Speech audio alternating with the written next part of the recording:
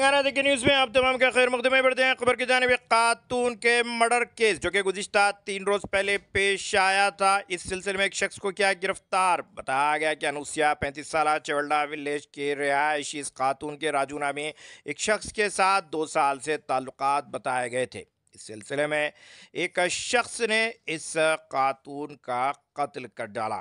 बताया गया कि गुज़िश्ता 6 महीने से इनके दरमियान कुछ मामलात ख़राब चल रहे थे। इस सिलसिले में पुलिस ने तफसीलात से वाकिफ करवाते बताया कि बाबू को इस मर्डर केस के सिलसिले में पुलिस ने गिरफ्तार कर लिया। स्पेशल टीम्स बनाई गई और आखिरकार इसे दर दबोचा गया है। तमाम तर तफसीलात से विकाराबाद SP कोटी रेड्डी ने वाकिफ करवाया। अगर अभी तक आपने चैनल को सब्सक्राइब नहीं किया तो फौरी कर लें। आलमी मुल्क की रियासती मुकामी खबरों के लिए देखते रहिए आपका अपना चैनल तेलंगाना दक्कन न्यूज़। ఈ నెల 15వ తారీఖు సంక్రాంతి పండుగ రోజు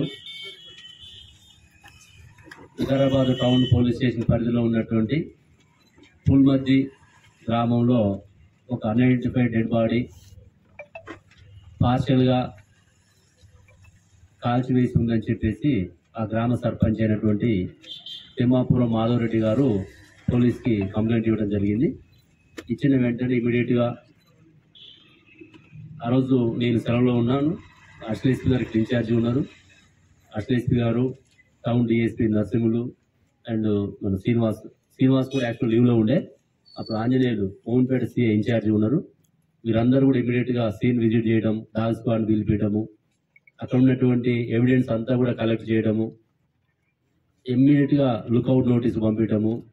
ఇక్కడ చుట్టుపక్కల మన జిల్లాలో కాకుండా సైబరాబాద్ కమిషనరేట్, సంగారెడ్డి, పక్కన ఉన్నట్టు బీదరు, గుల్బర్గా, ఈ అన్ని ప్లేస్లకు కూడా మేము ఇన్ఫర్మేషన్ ఇచ్చి ఈ అన్ఐడెంటిఫైడ్ డెడ్ బాడీ గురించి సేకరించిన ఆధారాలతో సహా పంపించడం జరిగింది.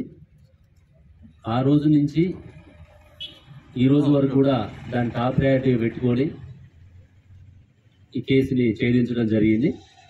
ఇందులో అంటే అన్ని పోలీస్ స్టేషన్లకు మనకి ఇన్ఫర్మేషన్ ఇచ్చి లుకౌట్ నోటీసు పంపించడం ద్వారా మనకి ఆ రోజు పేపర్ కూడా కవరేజ్ లేకపోయే, పండగ హాలిడే కావటం వల్ల వీటన్నిటి రీత్యా మనకి ఒక 48 hours పట్టింది కేసుని మనం ఛేదించడానికి. 17వ తారీఖు చేవెళ్లలో ఒక మిస్సింగ్ కేసు కంప్లైంట్ ఇవ్వడం జరిగింది వాళ్ళ కుటుంబ సభ్యులు.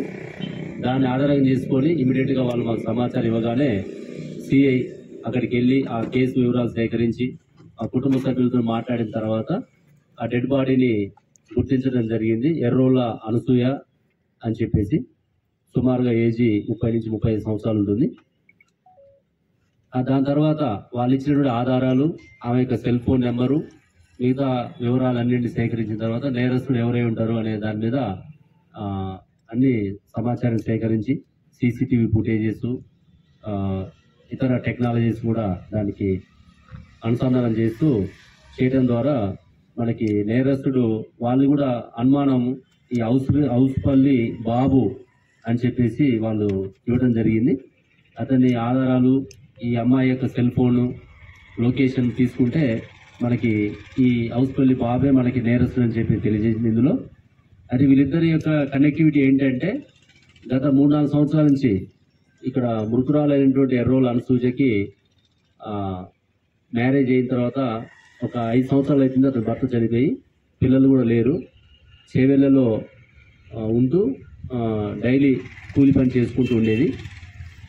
ఆ క్రమంలో ఈ హౌస్పల్లి బాబుది ఇక్కడ నేటివ్ ప్లేస్ మన దారూరు లిమిట్స్. ఇతను కూడా లేబర్ వర్క్లో పనిచేసుకుంటూ వీళ్ళిద్దరికి పరిచయం ఏర్పడటం, ఆ పరిచయం కొద్దిగా గత 4-5 సంవత్సరాలు నడుస్తున్నది. ఎప్పుడైతే ఆమె ఇతన్ని రిజెక్ట్ చేసిందో అప్పటి నుంచి ఇతను కూడా ఆమె మీద కసి పెంచుకోవడం జరిగింది.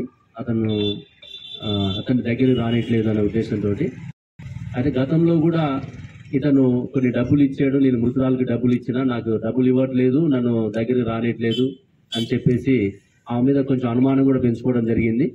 ఈ క్రమంలో ఆమెను ఎట్లయినా సరే ఎలిమినేట్ చేయాలి అనే ఉద్దేశంతో నమ్మించి చేవెళ్ళ నుంచి ఇక్కడ దాకా తీసుకొచ్చి ఇక్కడ నుంచి వైన్ షాప్లో లిక్కర్ సేల్ చేయటం, అక్కడ పోయి లిక్కర్ కన్జ్యూమ్ చేయటము అవుట్స్కట్స్లో, ఇవన్నీ జరిగిన తర్వాత వాళ్ళకి అక్కడ మాట పెరిగి ఆల్టర్కేషన్ జరిగి స్ట్రగుల్ జరిగి తర్వాత అమ్మాయిని కొట్టడం జరిగింది.